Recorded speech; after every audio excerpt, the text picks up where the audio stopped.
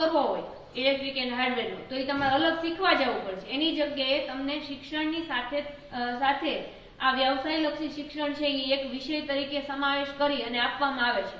તો આપણે શિક્ષણ પણ મેળવી શકીએ છીએ અને વ્યવસાયિક શિક્ષણ પણ મેળવી શકીએ. આઈટીઆઈમાં તમારે જવું હોય તો 9 ધોરણ કે 10 ધોરણ પાસ